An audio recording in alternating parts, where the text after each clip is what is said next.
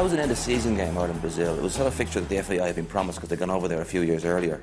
And one player in particular, Liam Brady, was looking forward to that match more than anybody else because he'd been part of a very under-strength Irish squad that had gone to South America some years earlier and been beaten 7-0 by Brazil. It's a Swiss referee, Mr. George Santos, who sets the game in motion with Brazil in those famous yellow shirts with blue shorts, play from right to left. Even though the Brazilian team that played in Dublin that summer was not of the calibre of the team that had done so well in the 1982 World Cup finals in Spain, this was still a first-class side.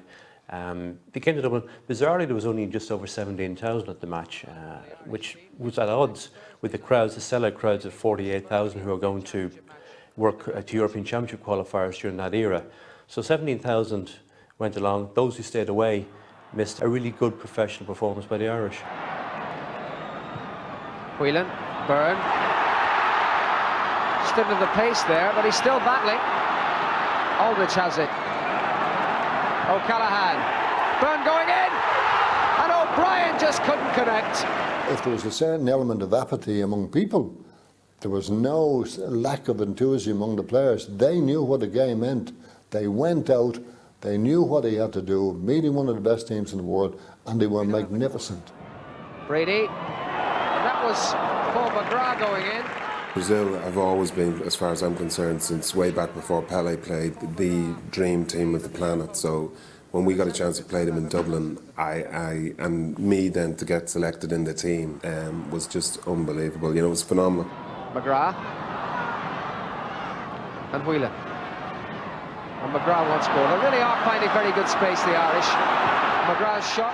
I think it was probably a game which was the making of the team, because up until that we had sort of played a lot of friendlies, and you know, Jack had sort of tried to put a philosophy into us, tried to tell us that this is the way that I want you to play, and if you do this, you will overcome teams like Brazil, and we scalped them. And Liam scored a goal, of course. Brady, Aldridge and Byrne, and now Brady again. Yes!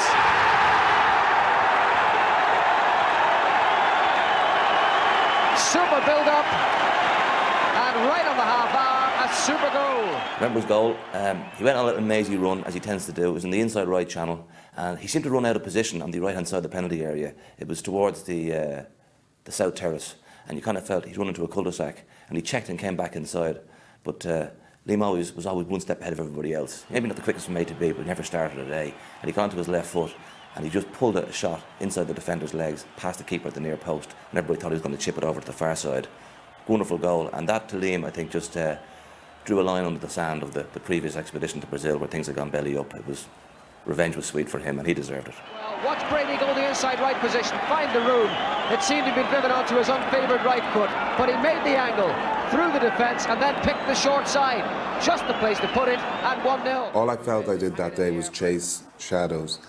But at the end of the day, again, Liam Brady comes up with a gem of a goal, and I'm thinking, these are the Brazilians. You're like, you know, they one of them's just going to decide, you know, we're losing here, and put the ball on the top of the corner.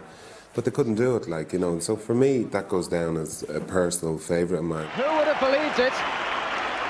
But Ireland have beaten Brazil, the aristocrats of world football, on their first full international visit to Dublin. Have fallen victim to this fella, Liam Brady, right on the half hour, scoring as sweet a goal as you're likely to see. My sons are sick of hearing it, by the way. You know, I was actually in the team that beat the Brazilians, you know.